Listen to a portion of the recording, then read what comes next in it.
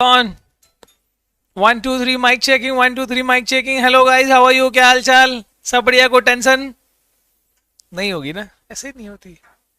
तो आज हम कंटिन्यू करते हैं अपना चैप्टर एंड कोशिश करेंगे कि आज थोड़ा ज्यादा कवर अप करें। तो सभी लोग तैयार हैं क्या? ये बता दो फटाफट से। ठीक है, इज इट फोकस्ड? ओके। तो यस, आप लोग नाश्ता पानी करो। अब मेरा काम हो गया, बस इसमें पानी दे देना थोड़ा सा।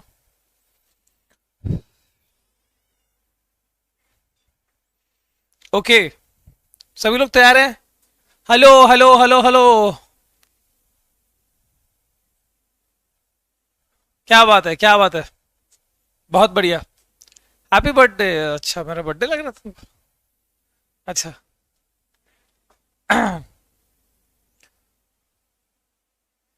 Good afternoon guys, good afternoon. चलो, एडी बुक ओपी, क्या बात है। बहुत बढ़िया। या, थैंक यू।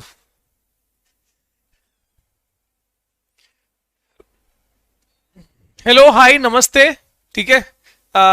न्यू ईयर आने वाला है तो भाई साहब अपने आप को चेयरफुल रखो, नई रिजोल्यूशंस के बारे में सोच के रखो। और सिर्फ रेजोल्यूशन सोचना नहीं होता, उसको एग्जीक्यूट करना है, कुछ अच्छा बदलाव लाना है नए साल में। ठीक है।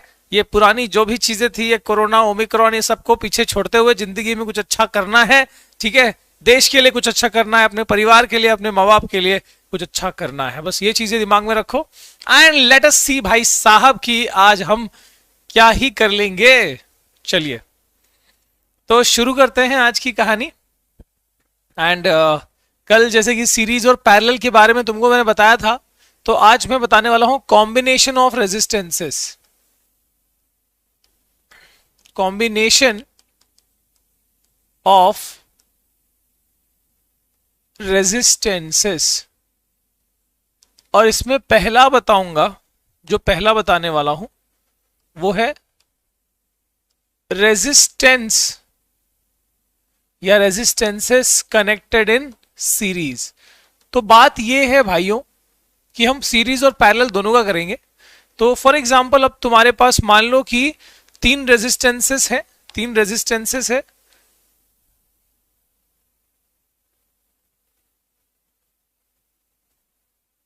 ठीक है। So these are suppose three resistances and let them be R1, R2 और R3। ये तीन रेजिस्टेंसेस है।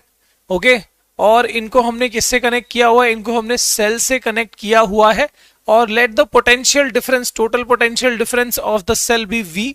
और एक बात बताओ अगर दोस्तों, कि मैंने ये बताया कि अगर सीरीज में डिवाइसेस कनेक्टेड हैं तो करंट का क्या होता है, कि जो करंट है वो करंट क्या होगा? इट विल बी ऑब्वियसली, सभी रेजिस्टेंसेस के लिए करंट की value will be what? Will be same and common, जो हमने कल ही पढ़ा भाई साहब। इसमें क्या ही दिक्कत है, क्या ही दिक्कत है। ठीक है। तो क्योंकि सीरीज कनेक्शन है भाई साहब, हमको पता है कि यहां पर क्या होगा, current has to be same for all, या फिर कॉमन, कॉमन रहेगा सभी के लिए। और क्या डिस्ट्रीब्यूट होगा? कल मैंने बताया था, अगर तुमको याद हो, कि यहां पर क्या डिस्ट्रीब्यूट होगा? पोटेंशियल डिफरेंस जो है वो डिस्ट्रीब्यूट होगा। ठीक है। अब मान लो कि अगर तुमने यहां जो वोल्ट मीटर लगाया और पोटेंशियल डिफरेंस चेक किया तो वो V1 था, और let V2 be the potential difference across R2 and V3 be the potential difference across R3। मैं सिंपल लिख देता हूं यहां पर, बाकी सब तो कहानी दिख रही है। Let R1, R2, R3 be the three resistance connected in series with a cell और पोटेंशियल डिफरेंस V। पूरा लिख देता हूं, चलो। ओके। अपन सीरीज का करें ना, अभी तो पैरेलल का बचा हुआ है भाई साहब। सो लेट, नहीं ये लेट वाली कहानी कहां लिखू, चलो ठीक है। Let R1, R2 and R3 be the three resistances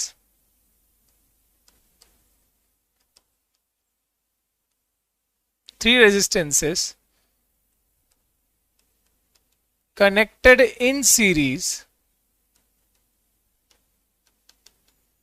with a cell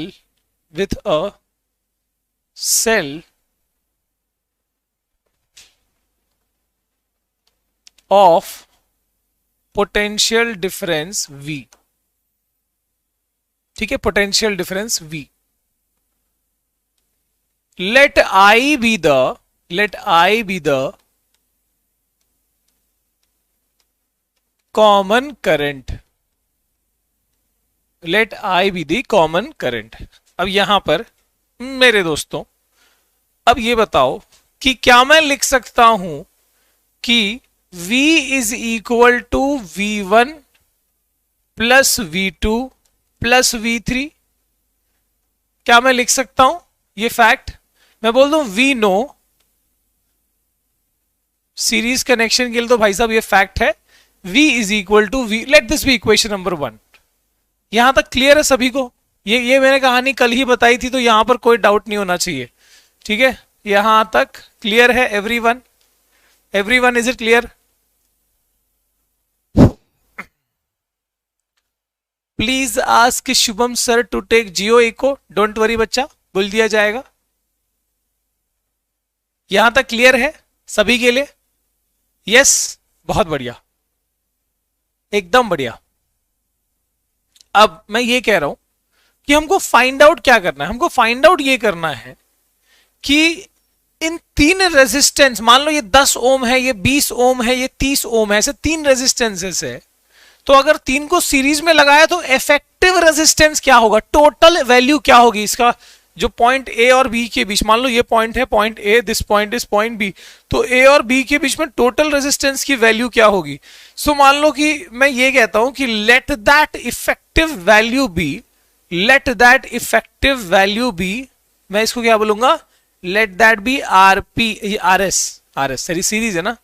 तो मान लो कि मैं ये कह रहा हूं कि तीनों रेजिस्टेंस के बराबर इकलौता एक रेजिस्टेंस अगर मैंने आर एस को ए और बी के बीच में लगा दिया, तो भैया ये उस सेल से, यानी V वाले पोटेंशियल वाले सेल से उतना ही करंट अकेले खींच लेगा जितना वो मिलके खींचते थे, उतना ही करंट ड्रॉ कर पाएगा जितना वो तीनों मिलके के ड्रॉ कर पा रहे थे. तो मुझे क्या निकालना है, I need to obtain formula for that RS in terms of R1, R2 and R3. ये टर्म्स में RS का मुझे फॉर्मूला निकालना है. टोटल रेजिस्टेंस फाइंड आउट करने का मुझे फॉर्मूला निकालना है, ठीक है, फॉर टोटल रेजिस्टेंस. इतनी बात समझ में आ गई सभी को कि भैया अगर मैं ये तीन रेजिस्टेंस को ऐसे लगाने की बजाय एक सिंगल रेजिस्टेंस यूज करूं तो उस RS की वैल्यू क्या होनी चाहिए. Can I get some formulation कि मैं इन तीनों को यूज करूं and I get the formula of RS? Yes sir, बहुत बढ़िया. तो अब आइए हम इसको देखते हैं, लिखते हैं यहां पर बाय ओम्स लॉ. अब मैं यहां लिखता हूं, एक minute, also by Ohm's law. Ohm's law क्या है? ओम्स लॉ का एक ही फॉर्मूला है, V is equal to IR. अगर V इक्वल टू IR है तो क्या मैं V1 को IR1 लिख सकता हूं कि नहीं लिख सकता, ये बताओ. क्या मैं इस V1 को IR1 लिख सकता हूं? ऐसे ही V2 को IR2 लिख सकता हूं, ऐसे ही V3 को IR3 लिख सकता हूं मैं. I तो सब में कॉमन है ना. So I can say that V1 is equal to IR1, comma V2 is equal to IR2, comma V3 is equal to IR3. और एक और भाई साहब, एक और बात यहां पर देख लो, V इक्वल टू IRS भी तो लिख सकता हूं मैं, V इक्वल टू IRS. अब मैं काम करता हूं, मैं थोड़ा सा इसको ना ऐसे मिटा, बिकॉज यू नो भाई V is equal to IR, जग जाहिर fact. So by Ohm's law I know this fact. अच्छा, अब मैं क्या करूं, आता मैं क्या करूं, अब बस ये वैल्यू को उठा के इक्वेशन 1 में डाल दो. Putting this value in equation 1, putting above values in equation 1. तो क्या हो जाएगा, V की जगह हो जाएगा IRS, V1 की जगह हो जाएगा IR1, V2 की जगह हो जाएगा IR2 और V3 की जगह हो जाएगा IR3।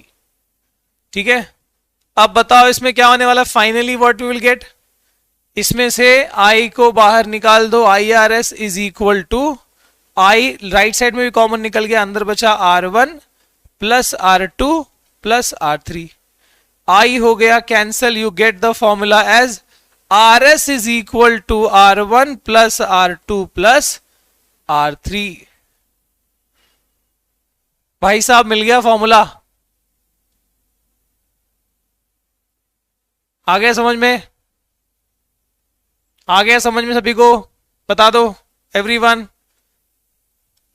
अगर आप लोग प्री कैप करके आए हो तो you'll get it, definitely you'll get it.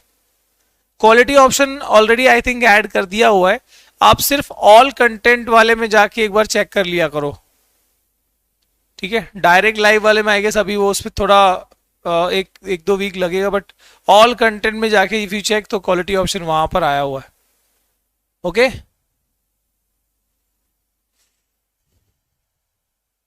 Done, चलो तो यहां पर अब मैं ये फाइनली एक चीज कंक्लूड कर सकता हूं कि भाई साहब, so when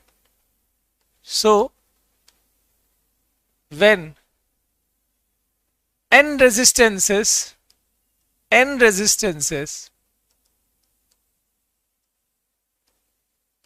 are connected in series,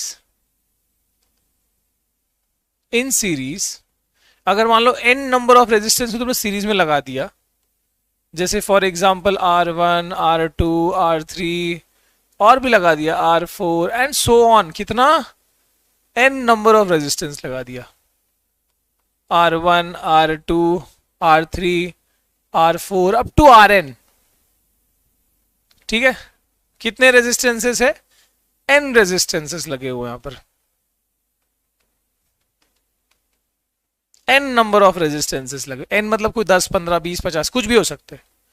then the total RS combined total effective value can be obtained by, total effective value जो यहां निकाली जा सकती है, किसमें, किसकी बात हो रही है, सीरीज कॉम्बिनेशन की, क्योंकि सीरीज कॉम्बिनेशन है इसलिए मैं RS बोल रहा हूं, RS can be obtained by, the formula is what, जल्दी बताओ, the formula is RS is equal to R1 plus R2 plus R3 plus R4 and so on। तुम भाई साहब निकाल सकते हो अप टू Rn का, जितने रेजिस्टेंस लगे हो कोई फर्क नहीं पड़ता, हमने फॉर्मूला निकाल दिया है, जस्ट अभी प्रूव किया, अभी हमने डिराइव किया यहां पर।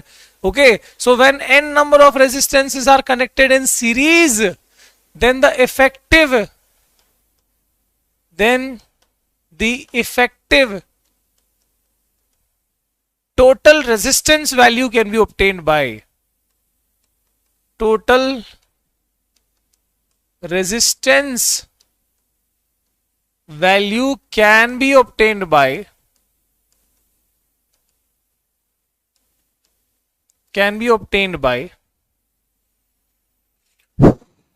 RS is equal to, किया ना अपन ने अभी, एब्सोल्युटली क्लियर सभी लोग, are you all with me, बताओ कि अब तुमको आ जाएगा क्या, मान लो सपोज एक क्वेश्चन दे दिया मैंने कि एक रेजिस्टेंस है 1 ओम का, दूसरा रेजिस्टेंस है 2 ओम का, तीसरा रेजिस्टेंस है 3 ओम का, चौथा रेजिस्टेंस है मान लो 4 ओम का, और ऐसे करते करते करते करते मान लो हमने कितना तक किया हुआ है, 10 ओम तक। तो क्या आप इसका टोटल वैल्यू, सीरीज का टोटल वैल्यू RS निकाल सकते हो क्या? Can you give me this answer? 1 2 3 4 5 6 7 8 9 10, can I get the value of RS? Resistivity आएगा बेटा, अभी don't go that high, resistivity आएगा, डोंट वरी, पहले ये बता दो।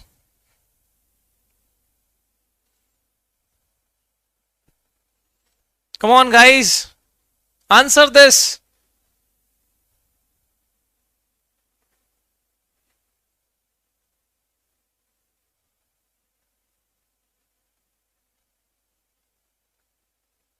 यस, कम ऑन, आंसर करो जल्दी जल्दी फटाफट। क्या इसका आंसर मिल सकता है?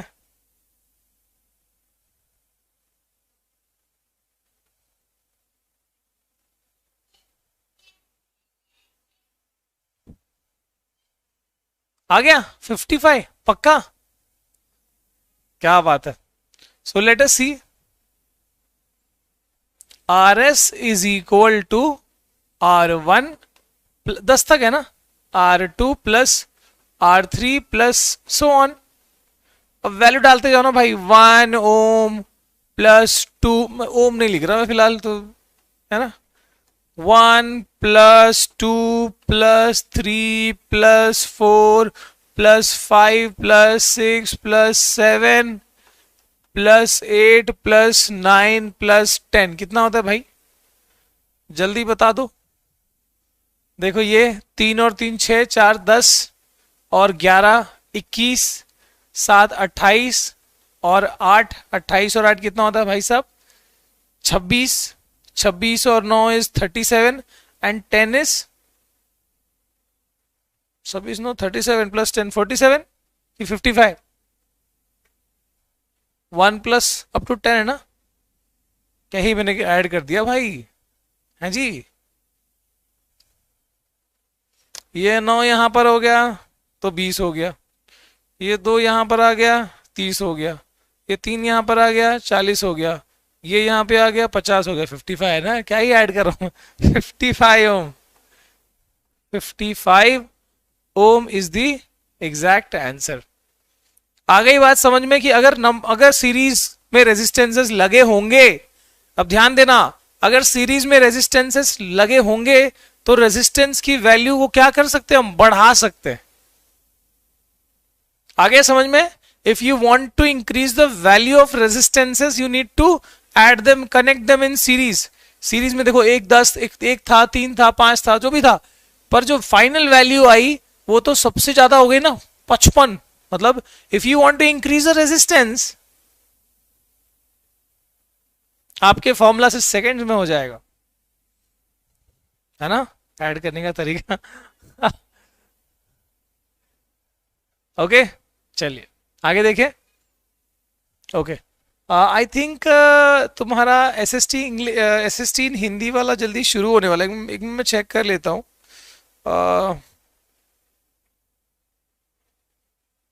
Okay, I will check with the team. Okay, हम आगे बढ़ते हैं, तब तक लिख लिया, मैं नोट कर लिया। चलिए फाइन, तो अब हम देखें भाई साहब, अगला सवाल नहीं, एक्चुअली अगला कॉम्बिनेशन होगा, नेक्स्ट कॉम्बिनेशन होगा। ओके, दूसरा है रेजिस्टेंसेस कनेक्टेड इन पैरेलल। ठीक है, सीरीज का तो हमने कर लिया भाइयों, अब हम बात करते हैं पैरेलल की। ओके, क्या बात है, अभी तक आंसर आ रहा है, बस करो, पैरेलल वाला देख लो, इसका भी हमको फॉर्मूला निकालना है। ओके, तो let the combination value, parallel लगा हुआ है तो मैं इस बार आरपी कह देता हूं। So let the effective value भी आरपी, कि भैया मैंने आरपी वाला रेजिस्टेंस लगाया तो वो उतना ही करंट ड्रॉ कर पाता है जितना कि अपना इंडिविजुअल रेजिस्टेंस कर पाता है, क्या बोलते हैं, कॉम्बिनेशन रेजिस्टेंस कर पाता है। तो लेट दिस बी बताते जाओ, एंड लेट दिस बी, ये हो गया अपना R1, ये हो गया अपना R2, ये हो गया अपना R3, they are all connected in what? In parallel with a cell. अब ये पैरेलल में लगे हुए हैं सेल के साथ, जिसका पोटेंशियल है V। टोटल करंट तो भैया ये I ही खींच रहा है, लेकिन करंट यहां पर जाके क्या हुआ? डिवाइड हो गया। Let this be I1, let this be I2 and let this part be I3. What is the total effective potential difference? तो कॉमन पोटेंशियल डिफरेंस V है, मतलब यहां के लिए भी V, यहां के लिए भी V और यहां के लिए भी V. ठीक है, यहां पर क्या है, पैरेलल कनेक्शन में हमने कल क्या सीखा था कि यहां पर पोटेंशियल डिफरेंस क्या होता है, सबके लिए कॉमन होता है. और डिस्ट्रीब्यूट क्या होता है, करंट. करंट होता है यहां पर distribute.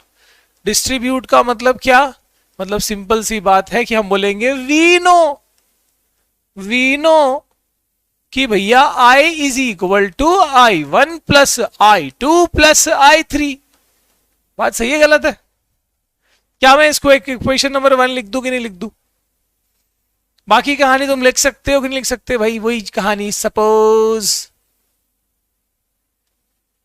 3 resistances R1, R2 and R3 are connected in parallel. Parallel हो गया ये तो, in parallel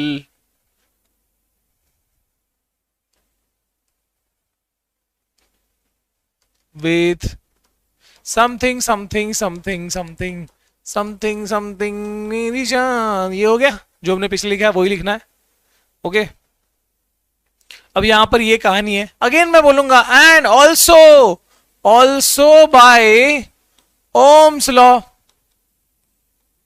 अब देखो एक बात, ओम्स लॉ में तुमको अगर ये पता है कि अगर V equal to I R हो सकता है तो देयरफॉर क्या मैं ये नहीं कह सकता कि I is equal to V by R?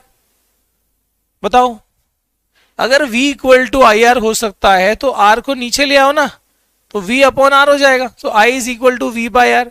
बस वही कहानी लगा दो कि मैं यहां पर क्या बोलूं, I1 is equal to V by R1. Just check this. मैं इधर कह सकता हूं कि I1 is equal to V by R1, इधर बोलूंगा I2 is equal to V by R2 और यहां पर बोलूंगा I3 is equal to V by R3. ठीक है, तो यहां पर इसी लॉजिक से, ओम्स लॉ से मैं बोलूंगा I1 is equal to V by R1, I2 is equal to V by R2 and I3 is equal to V by R3. ठीक है, लेकिन मैं एंड क्यों लगाऊं, मैं क्योंकि एक और चीज कहना चाहता हूं भाई. मैं यहां पर एक और चीज कहना चाहता हूं. What is that? I is equal to, ये देख लो ना, I is equal to V by RP. I is equal to V by RP. बस क्या पिछले वाले में हमने V को इक्वल टू IR की फॉर्मेट में लिखा था क्योंकि V का डिस्ट्रीब्यूशन था. यहां पर करंट के फॉर्म में सब्स्टिट्यूट करना है, इसलिए current is equal to V by R1 मैं लिखते जा रहा हूं. बस वैल्यू डालते जाएंगे. यहां तक बात क्लियर कि नहीं, पहले ये बताओ. इसके बाद तो सिर्फ मैथ है. यहां तक बात क्लियर है, पिछले वाले जैसा ही है, बस हम क्या कर रहे हैं, पैरेलल के हिसाब से लिखते जा रहे हैं. एवरीवन यहां तक क्लियर है? सभी लोग बताओ. और सभी लोगों को अगर रिकैप किया है, अगर तुमने प्रीकैप किया हुआ है तो तुमको ये पता है कि फाइनल रिजल्ट, फाइनल फॉर्मूला क्या आने वाला है. जिनको पता है फाइनल फॉर्मूला क्या आने वाला है वो यहां पर मुझे बताते रहे. जिनको पता है कि भाई finally what we are going to obtain, जल्दी से बता दें और यहां पर आंसर लिख दें.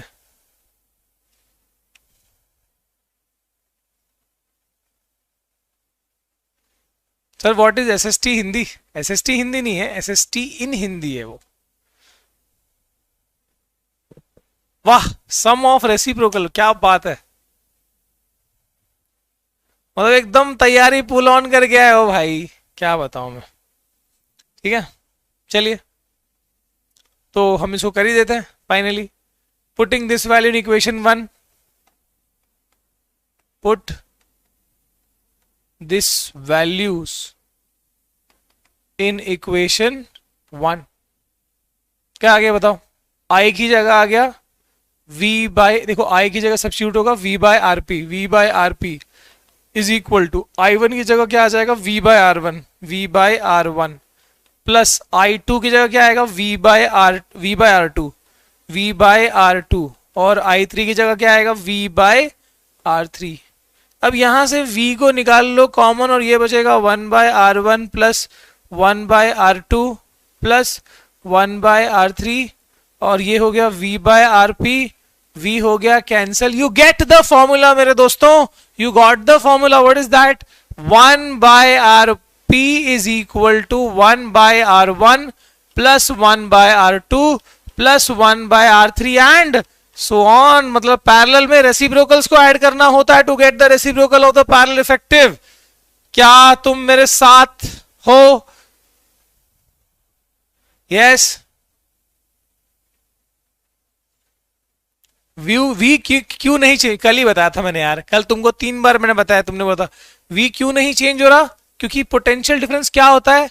अब देखो ये वाला रेजिस्टेंस भी इसके साथ डायरेक्टली कनेक्टेड है सेल के साथ. This resistance is also taking directly the energy from the cell, और ये रेजिस्टेंस भी सीधे सेल से एनर्जी ले रहा है. तो यहां पर सवाल ही नहीं है कि वो आपस में बांटेंगे, बिकॉज वो डायरेक्टली मम्मी से खाना मांग रहे हैं. तो मम्मी जो खाना दे रही है वो उनके हिसाब से दे रही है.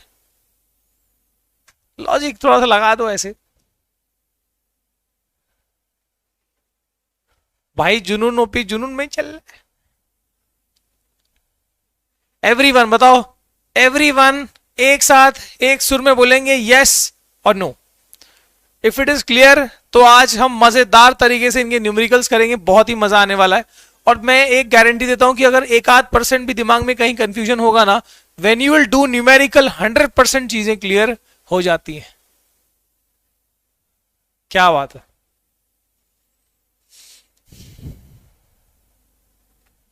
क्लियर है? ये फैक्ट तुम याद रखो कि when it is series connection, देखो यहां पर मैं तुमको फिर से याद दिला देता हूं, जब भी सीरीज कनेक्शन होगा, यानी जब भी ये वाला कनेक्शन होगा, कोई भी डिवाइस कोई भी कंपोनेंट लगाओ फर्क नहीं पड़ता. In case of series connection the current flowing will be same. Current क्योंकि चार्ज का झुंड होता है, चार्ज की स्पीड होती है, वो सेम है. लेकिन जो पोटेंशियल डिफरेंस जो तुम कनेक्ट करते हो भाई साहब, जो तुम V कनेक्ट करते हो, it gets distributed as V1, as V2 and as V3. तो क्योंकि यही V डिस्ट्रीब्यूट हुआ है मेरे दोस्तों, मेरे भाइयों, सिंस यही V डिस्ट्रीब्यूट हुआ है, we can very easily say that in case of series भैया करंट क्या होता है? कॉमन. और V क्या होता है? Distributed as V1 plus V2 plus V3. Depend करता है कि और भी है तो V4 V5 आएगा, पर ऐसा डिस्ट्रीब्यूशन होता है किसमें? इन case of series connection. But what happens in the parallel connection भाई साहब? पैरेलल कनेक्शन में क्या होता है?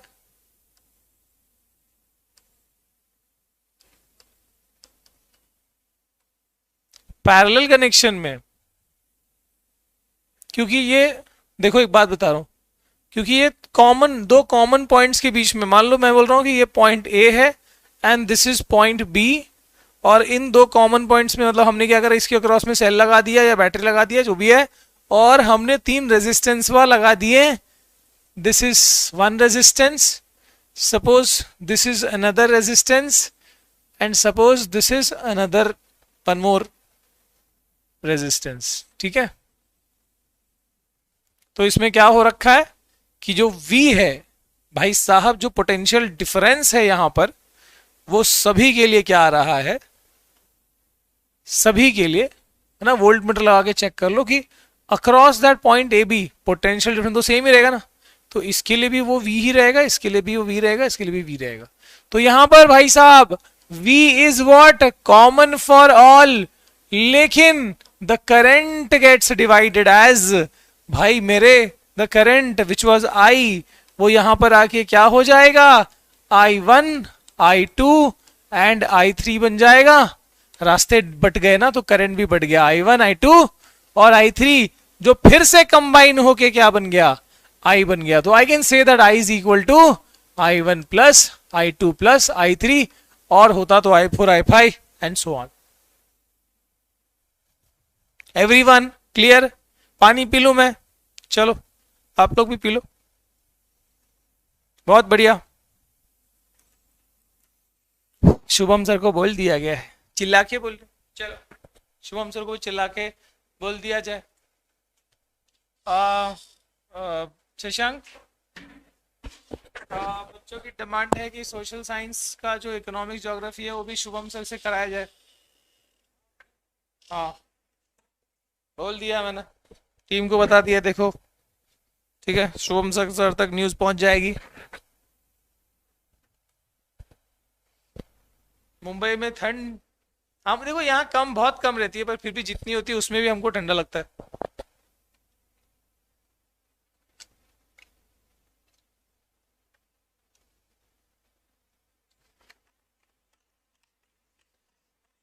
ठीक है, यहाँ तक नोटेड है। फॉर्मूला एक बार तुम चाहो तो अपने अपने बार नोट कर लो चीजों को, कंसेप्ट को। फिर सारे फॉर्मूला को कलेक्ट करवाता हूँ मैं।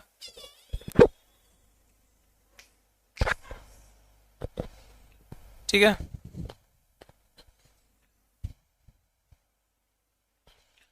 वो आई है ना, ठीक है। हाँ नहीं, अभी भी चलेगा, इसे बीच में भी है। ओके, चलिए आगे बढ़े। तो भाई साहब, अब तक कितने फॉर्मूलाज हुए, जल्दी याद कराओ। अब तक के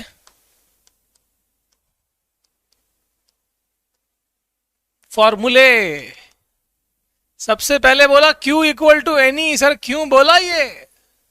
पहला फॉर्मूला। दूसरा कहा मैंने कि current is equal to charge by time, कहा कि नहीं कहा? तीसरा बोला potential difference work done on unit charge. चौथी बार जब मैंने बोला तो मैंने बोला Ohm's law, V equal to IR. और जब मैंने पांचवी बार कुछ कहा तो उसके भी मायने थे, क्योंकि वहां पर रेजिस्टेंस इन सीरीज और रेजिस्टेंस इन पैरेलल वाली बात हो गई। बोलो सियावर रामचंद्र की जय। और उसके बाद है R1, पैरेलल वाला है ना, 1/RP is equal to 1/R1 plus 1/R2 plus 1/R3 and so on. तो ये हो गया तुम्हारा फॉर्मूला नंबर 5 और फॉर्मूला नंबर 555, यानी कि फॉर्मूला नंबर 6। और ये रहा तुम्हारे सामने पूरा फॉर्मूला टिल नाउ, टिल अभी तक का। इसके बाद भी आएंगे भाई साहब, अभी तक का याद कर लो। सर कुछ और बता सकते हो क्या? काहे नहीं सर? चार्ज का, सर करंट का, sir potential difference, sir resistance, इसका यूनिट्स तो बता दो। तो भाई साहब ये Q मतलब चार्ज है, ये दिस इज करंट, ये तो पता सभी को। दिस इज पोटेंशियल डिफरेंस, अगर ये नहीं पता मार खाओगे। और ये रेजिस्टेंस, ये तो पिटाई करा देगा अगर नहीं पता। तो चार्ज की जो यूनिट है भैया वो है कुलम, और मेरे भाई करंट की जो यूनिट है वो है एम्पियर, और वोल्टेज वोल्ट पोटेंशियल डिफरेंस की यूनिट, और यहां पर ये है ओम रेजिस्टेंस की यूनिट। किसी को शक, किसी को कोई परेशानी? और कोई बोलेगा सर वर्क की तो बता दो। भाई मैं बहुत मारता हूं अगर तुमको वर्क का नहीं आया, 9 से पढ़ रहे हो।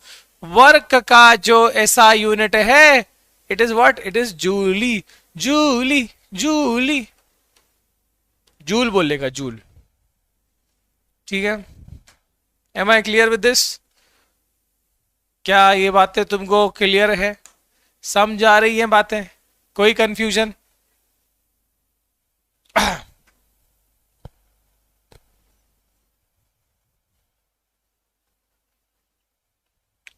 Well done.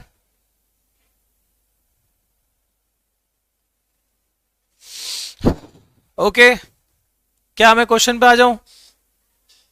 क्या मैं क्वेश्चन पे आ जाऊं गाइस? चलो चलो देखते हैं, क्वेश्चन देखते हैं भाई साहब, मजा आ जाएगा। थोड़े सवाल जब देखे जाएंगे तो तुम्हारे सामने मान लो कि एक रेजिस्टेंस है जिसकी वैल्यू है, ये बड़ा चिंटू रेजिस्टेंस हो गया मेरे भाई। तो यहां पर हम क्या करेंगे, बढ़िया सा रेजिस्टेंस बनाएंगे जिसकी वैल्यू है 15 ओम। एक और रेजिस्टेंस जिसकी वैल्यू है 5 ओम। एक और रेजिस्टेंस जिसकी वैल्यू है कितनी है भाई साहब? 30 ओम। और ये सबको कैसे लगाया हुआ है ये तुम देख ही सकते हो। तुमको यहां पर इक्विवेलेंट रेजिस्टेंस निकालना है। इक्विवेलेंट रेजिस्टेंस निकालना है। कम ऑन, निकाल के बताओ। स्क्रीनशॉट क्यों नहीं होता? कैसे की मेहनत करवाना चाहते हैं हम चाहते हैं कि तुम अपने हाथों से लिखो, अपने प्यारे हाथों से प्यारी हैंडराइटिंग में लिखो भाई, बड़ा जरूरी है ये। ठीक है, जल्दी करें।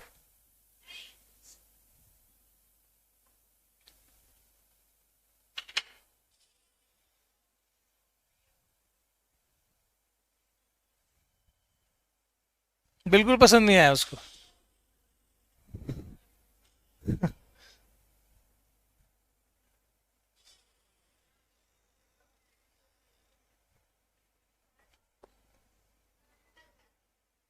तो याद से, ठीक है, बंद कर लेक्चर चल। ओके दोस्तों, बाहर का वातावरण देख क्या है, सही है। क्या बात है, 10/3 की 3/10, जल्दी बताओ। चलो आइए आइए आइए देखें, आइए आइए आइए आइए। सो दिस इज पैरेलल। और भाई साहब जब पैरेलल होता है तो भाई 1/RP, 1/R1, 1/R2, 1/R3. So the value is something like 1/RP is equal to 1/5 plus 1/15 plus 1/30 is, ले ले वो क्या होता है एलसीएम, 30, और ये हो गया 5 6 जा 30, तो यहाँ पर 6, 15 2 जा 30, तो यहाँ 2 और यहाँ पर 1, कितना हो गया भाई, ये 9/30 हो गया। 3 3 जा 3 10 जा, लेकिन ये 1/RP है, याद रहे। This is not the answer. 0.3 मत लिख देना, क्योंकि अपने को चाहिए होता है आरपी, जो इसके लिए इसको भी उल्टा करना पड़ेगा। तो 10/3 विच इज 3.33 मेरे भाई। सो 3.33 ओम लिख दो। बात हो गई क्लियर? क्या बात है, क्या बात है सर? ये अभ्यास का क्या ही है, जनून अभ्यास, वो तुम्हारे लिए नहीं है भाई। जो अभी 9वीं में बच्चे हैं ना, उनके लिए है वो, क्योंकि वो अगले साल 10वीं में जाएंगे तो वो प्री बुक करते हैं। ठीक है,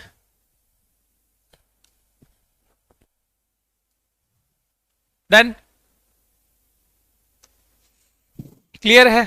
आगे चलें, चलो देख लेते हैं अगला सवाल। तुम्हारे सामने अगला सवाल ये रहा भाई साहब। ठीक है, सो हम क्या करते हैं, हम ना कुछ ऐसा करते हैं कि भाई ये एक रेजिस्टेंस है, सपोज 0.1 ओम, और यहां पर अपन ने 3 रेजिस्टेंस लगा दिए, each of value 6 ohm. So what is the total resistance? Total effective resistance की वैल्यू मुझे बता दो जल्दी। हाँ, होम घरों में हम ऑब्वियसली पैरेलल कनेक्शन यूज करते हैं, क्योंकि हर डिवाइस सीधे पिन में कनेक्टेड होती है। ऐसे नहीं कि पंखा बल्ब से लगा हुआ है, बल्ब इससे और फिर ये आपस ये दोनों एंड टू एंड, हर एक डिवाइस डायरेक्टली सॉकेट में लगी रहती है ना। सो दैट इज ऑब्वियसली वो पैरेलल टाइप ऑफ कनेक्शन है। लेकिन जो शादियों के टाइम पे जो ये होता है, शादियों के टाइम पे जो लाइटिंग होती है, या दिवाली के टाइम पे जो लाइटिंग लगाते हो, है ना, वो क्या आपस में पूरा लड़ी बन गई, लड़ी। सर कल हॉलीडे है क्या? अब तो भैया वो तुमको इन्फॉर्म हो जाएगा, अगर होगा तो होगा, नहीं होगा तो नहीं होगा। पढ़ लेना थोड़ा, होगा तो पता लग जाएगा। ठीक है, देखो फोन आ रहा है, वाह।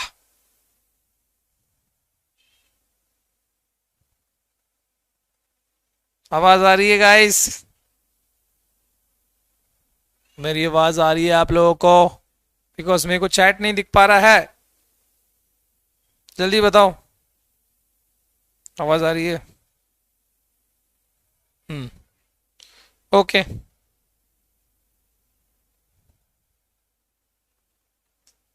2.1 आ गया आंसर, क्या बात है भाई साहब। 2.1 तो कैसे आया 2.1? पहले इनको सबको पैरेलल में करने का था सर।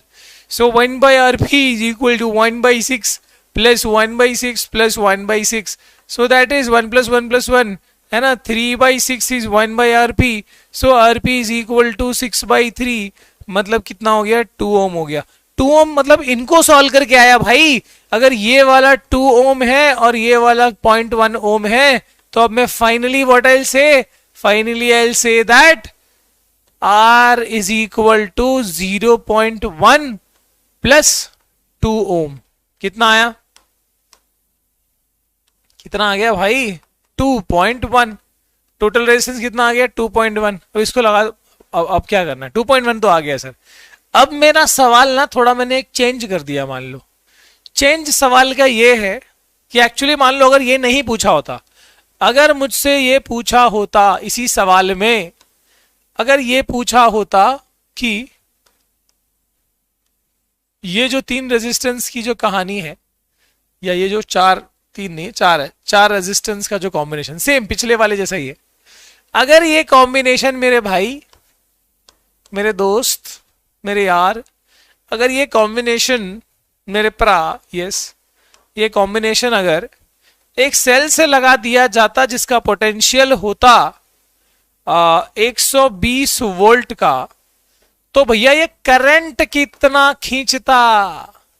सवाल तो मेरा ये बनता भाई। पिछले वाले में तो मैंने बोला रेजिस्टेंस निकाल लो, यही सवाल है। मेरे को सवाल में पूछा कुछ और क्या है, मेरे को पूछा करंट कितना खींचता। ठीक है, आई थिंक हर दिन तुमको यहां से क्लासरूम के नोट्स मिलते जा रहे हैं।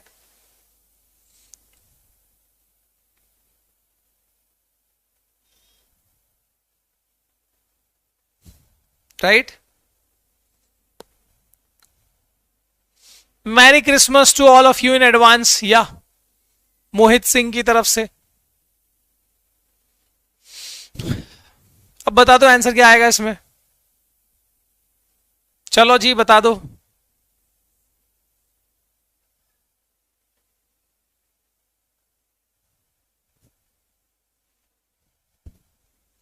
तो जैसा कि तुमको पता है कि अपन ने ऑलरेडी रेजिस्टेंस की वैल्यू निकाल ली है, R इज इक्वल टू 2.1 पिछले ही क्वेश्चन में, है ना।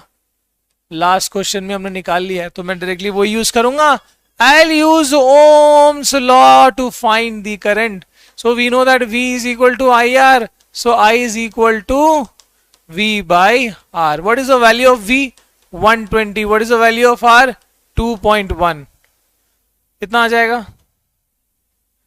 कितना आ जाएगा? 1200 बाई 21। 3 7 जा 3 4 जा 400 बाई 7। 400 बाई 7 कितना आएगा भाई? 7 5 जा 35। 7 5 जा 35। अब 5 बचा है और यहाँ 57। 5 जा 30, 7 7 जा 49, 7 1 जा 7, 57.1। ओहो क्या बात है, 57.14 आ चुका है। So the current will be, निकाल दिया अपन ने I की वैल्यू 57.14 एम्पियर। लिखना बिल्कुल ना भूलें क्योंकि तुम करंट निकाल रहे हो। ठीक है, आगे देखें अगला सवाल। Question number something something. तो फॉर एग्जाम्पल अपन ने क्या करा,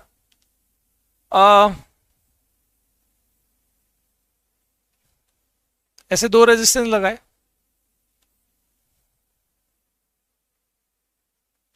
ऐसे 3 रेजिस्टेंस लगाए,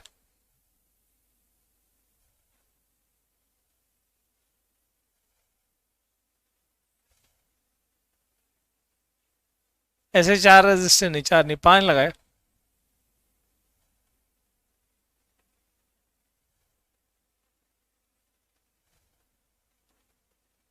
ठीक है, जो वैल्यूज है ये 2 ओम 2 ओम, ये 4 ओम 4 ओम, वो नहीं, मान लो 6 ओम, 6 ओम,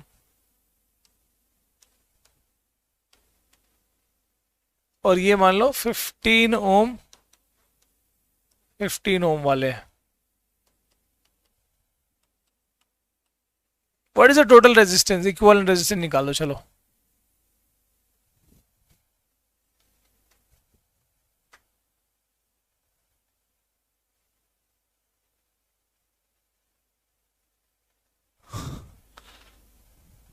चलो ये वाला कर लो। 57.1 कौन सा ही बता रहे हो? ये वाला बता रहे हो?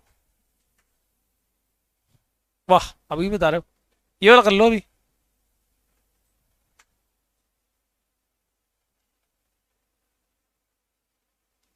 सर टारगेट 95 प्लस या दबंग, तुम कोई भी देख लो भाई साहब। तुमको जो फीलिंग लानी है ना वो आ चुकी है दोनों में, ठीक है। आप में एक दिक्कत है, आप ज्यादा छपड़ा तो अच्छा। Shaurya Sharma, thank you for that compliment. चलो ये वाला कर लो, जल्दी करो यार, मेरे को ना सर्दी सर्दी लग रही है आज। 6 ओम आएगा कि 8 आएगा? पक्का पक्का 6 आएगा, क्योंकि मेरे को लग रहा है जब इन दोनों को सॉल्व करेंगे, इन दोनों को जब सॉल्व करेंगे तो अपने को 1 ओम मिलेगा। इन तीनों को सॉल्व करेंगे तो अपने पिछले वाले में ऑब्टेन किया था 3 मिल रहा था, और इनको सॉल्व करेंगे तो 15/5 आएगा, आई गेस 3 आएगा यहाँ पर, ठीक है। सो बेसिकली 3 रेजिस्टेंसेस सीरीज के हिसाब से कर लो, तो R is equal to 1 + 2 + 3 and that is 6 ohm may be the answer. तुम बोलोगे सर कैसे हो पा रहा है डायरेक्टली? जब देखो इक्वल रेजिस्टेंस होते हैं तो कितने लगे हैं? 5 लगे हैं ना पैरेलल में, सीधा 15/5। पैरेलल में 3 लगे हैं ना 6 के, तो 6/3। 2 लगे ना 2 के, तो 2/2 ना। जितने लगे हैं उससे डिवाइड कर लो।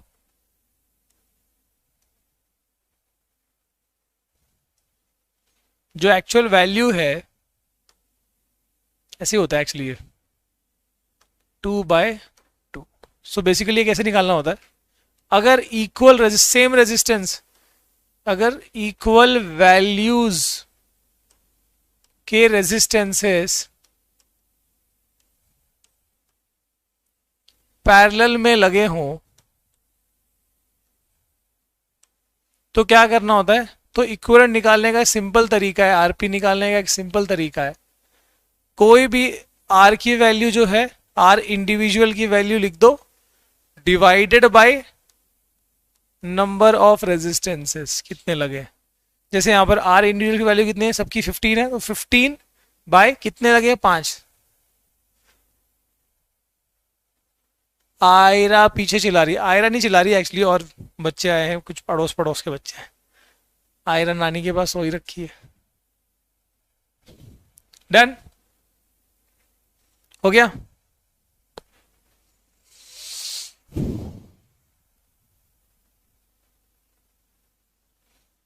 हो गया बच्चा?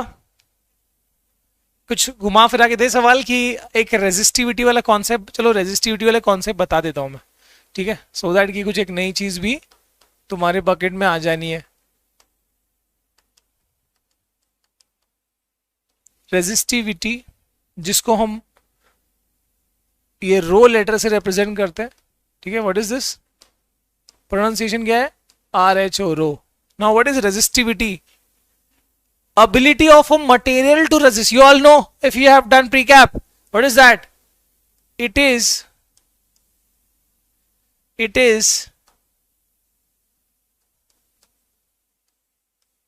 ability of a material, ability of a material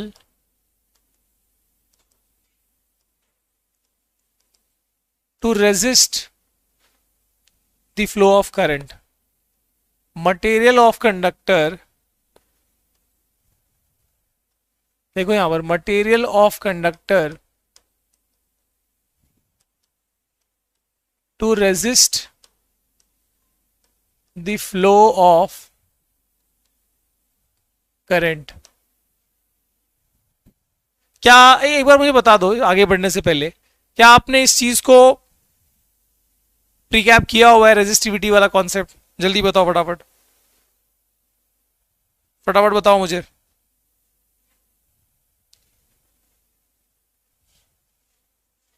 yes,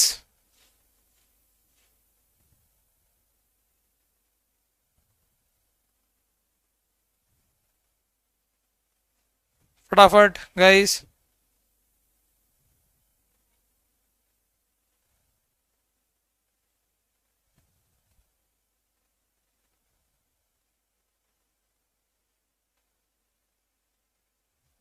नहीं, खाई से चलेगा भाई, ऐसा खाई से चलेगा, थोड़ा प्रीकैप करने के देते भाई। क्या करूं, इसको बताऊं नहीं बताऊं, कि और क्वेश्चन नहीं करना है फिर?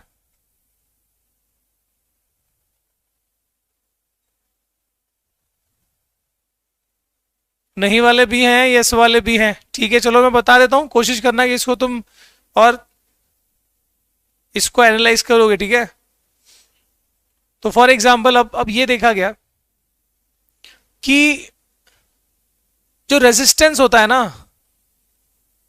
ये ऑब्जर्व किया गया कि जो रेजिस्टेंस होता है ना ऑफ कंडक्टर, ये दो बातों पे डिपेंड करता है। Depends on area of cross section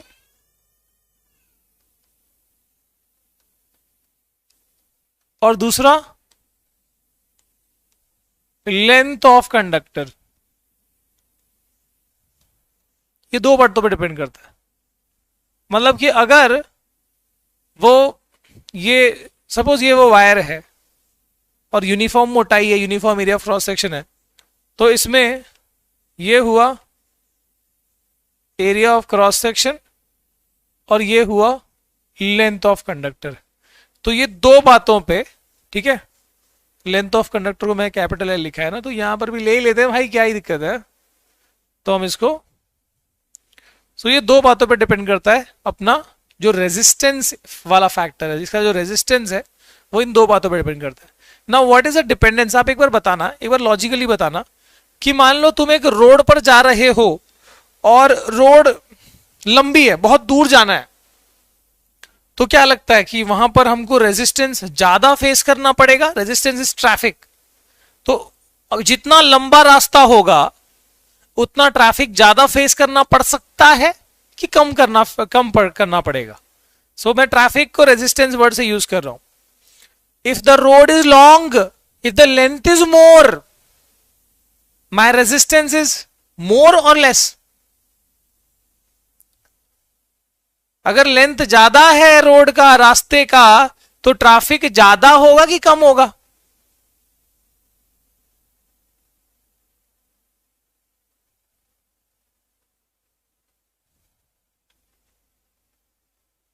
बताओ एवरीवन। अगर तुम्हें यहां से, तुमको पता है कि हाँ मुझे एक छोटा रास्ता, मेरा दोस्त शॉर्टकट ले रहा है, पर मुझे लॉन्ग कट में जाना है, मुझे लंबा दूरी तय करना है, मुझे मेरा रोड लंबा है, तो मुझे ज्यादा दिक्कतों का सामना करना पड़ेगा। ऐसी जिंदगी में होता है ना कि तुम्हारी मंजिल बहुत दूर है, तुम्हारी मंजिल बहुत दूर है, तो ऑब्वियसली उसमें कठिनाइयां भी ज्यादा ही आएंगी, रेजिस्टेंस भी ज्यादा ही आएगा।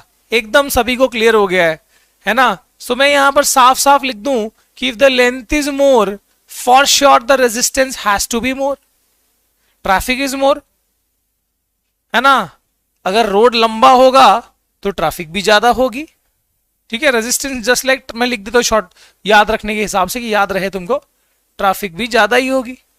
तो क्या मैं इसको ये लिख दूं कि length is directly proportional to the या resistance is directly proportional to the length of the conductor?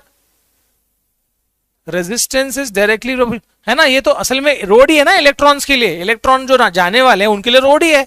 तो इलेक्ट्रॉन को अगर लंबा वायर मिलेगा तो रेजिस्टेंस ऑब्वियसली ज्यादा फेस करना पड़ेगा।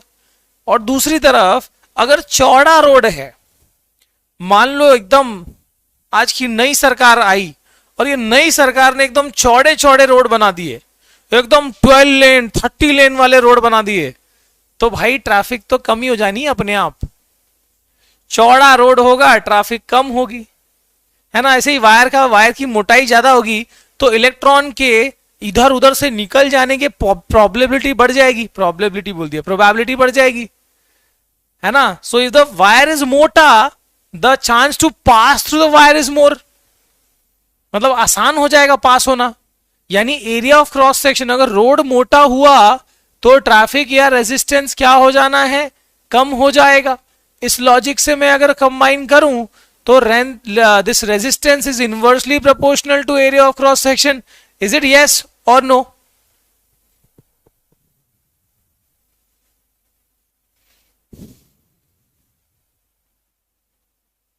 बताओ।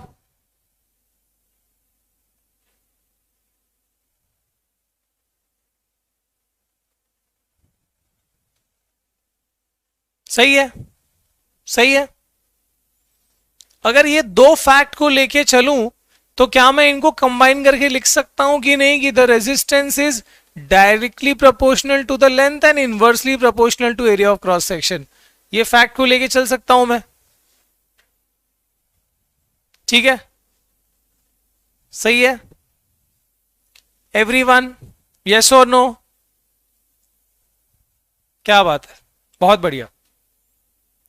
अगर बात कुछ ऐसी है मेरे भाइयों तो अब मैं इसी को आगे लेके चलता हूं ऐसे कि भाई resistance is proportional to length of the conductor and area of cross section. तो मुझे पता चल रहा है कि एक वायर का जो कहानी है, जो उसका रेजिस्टेंस का कहानी है, वो उसके एरिया और उसके लेंथ पे डिपेंड करता है कि नहीं करता है? यस सर, बात तो सही है। पर मुझे ये बताओ कि क्या ये सिर्फ रोड की मोटाई और या रोड की चौड़ाई और रोड की लेंथ पे डिपेंड करेगा कि तुम्हारा रोड कितना गाड़ी फास्ट चलेगा? ये इस पे भी डिपेंड कर सकता है कि भाई तुम कौन सी कंट्री के रोड पे चल रहे हो। किसी डेवलप्ड कंट्री के रोड पे चल रहे हो तो हो सकता है एकदम मस्त, एकदम मेटालिक रोड, जबरदस्त स्मूथ रोड बना हुआ है, और कहीं पर मतलब किसी ऐसे खेड़े गांव के रोड पे चल रहे हो, है ना, जहां पर रोड अच्छे नहीं बने हुए, तो वहां पर ढुकुक ढुक ढुकुक ढुक ढुकुक ढुक होता रहता है, तो वहां तुम्हारी स्पीड तो वैसे ही कम हो जानी है। तो यानी ये उस पर डिपेंड करेगा ना, it will also depend on the material of conductor पे भी डिपेंड करेगा, और वो तुमको मैथ्स खुद बता देगा। देखो, सो द रेजिस्टेंस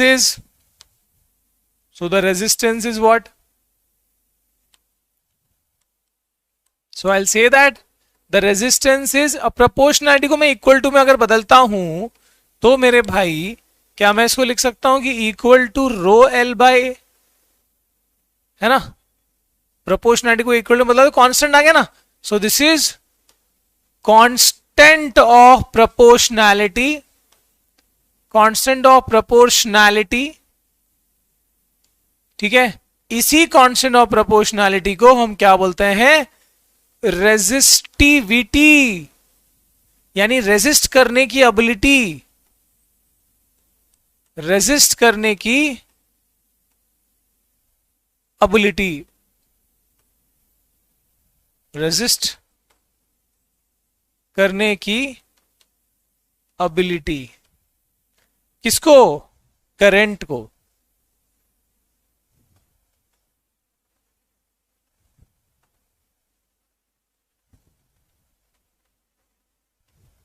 करंट को रेजिस्ट करने की एबिलिटी किसकी एबिलिटी है? ये मटेरियल की खूबी है। मटेरियल पे डिपेंड करेगा कि भैया वो किसका बना हुआ है, वो एल्यूमिनियम का बना है कि कॉपर का बना है कि आयरन का बना है, सबका अपना अपना रेजिस्टिविटी होता है। And yes, it also depends on, resistivity also changes with change in temperature. भैया टेम्परेचर चेंज होगा ना तो कहानी बदल जाएगी, बट मेनली वो किस पे डिपेंड कर रहा है? On the material of conductor. So you got one formula and that is R is equal to rho L by A. एक जबरदस्त फॉर्मूला मिल गया, और अगर तुम R, L और A की यूनिट्स डालते हो तो रेजिस्टिविटी की जो SI यूनिट है वो भी पता लग जाती है, and that is ohm meter. Ohm meter is ऐसा यूनिट ऑफ रेजिस्टिविटी. यहां पर मैं इस चीज को यहां पर क्लोज कर देता हूं और हो सके तो एक क्वेश्चन दे दूं अगर तुम तैयार हो. बस मैं एक होमवर्क है तुम्हारा to find the difference between. मेरे को पता है कि वो क्वेश्चन यहां से अराइज हो, उससे पहले मैं तुमको एक होमवर्क देता हूं. ठीक है, what is the difference between, और ये करके ही आना है, बिटवीन रेजिस्टेंस एंड रेजिस्टिविटी. ठीक है, इसका ना वीडियो बना हुआ है, वो भी हेल्प कर देगा. But I want you to find this difference. और साथ में एक सवाल भी करते हुए आ ही जाना कि तुम्हारे पास एक वायर है, उस वायर का तुमको रेजिस्टिविटी फाइंड आउट करना है. अगर उसका लेंथ दिया हुआ है 500 मीटर या उसका लेंथ दिया हुआ है 400 मीटर. ठीक है, उसका डायमीटर दिया हुआ है 4 mm और उसका जो रेजिस्टेंस दिया हुआ है वो है सपोज 100 ओम. तुमको रेजिस्टिविटी फाइंड करना है. ठीक है, सो ये दो चीजें तुम्हारा होमवर्क है. आई होप तुम ये दोनों ही कर पाओगे. ओके, आज की कहानी मेरे ख्याल से काफी हो गई. अगली बार जब हम मिलेंगे तो हम आगे बढ़ाएंगे कहानी को और कुछ और न्यूमेरिकल्स, देन हीटिंग वाला इफेक्ट और फिर पावर वाला कंसेप्ट. ठीक है, चैप्टर में मजा आ जाएगा. पहले इस चीज को करो और अब से मैं तुमको बोल रहा हूं अब एक्सरसाइज का न्यूमेरिकल भी करना शुरू करो.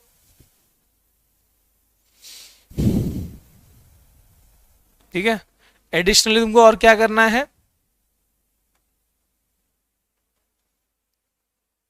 एक्सरसाइज के numericals and even in text वाले क्वेश्चन. ठीक है, ये करना शुरू कर दोगे. न्यूमेरिकल और सारे क्वेश्चन, तो ये सब तुम्हारा होमवर्क है. ठीक है, तुम बोलते हो ना असाइनमेंट होमवर्क, ये वाली चीज है. ओके, तो आज की कहानी क्लोज करते हैं और अगली बार मिलेंगे तो फिर ये सब चीजें तैयार होनी चाहिए. Okay guys, see you tomorrow, see you next time, and yes in advance a merry Christmas to all of you. और एंजॉय करते रहे, पढ़ाई भी करते रहे. Bye bye, bye bye.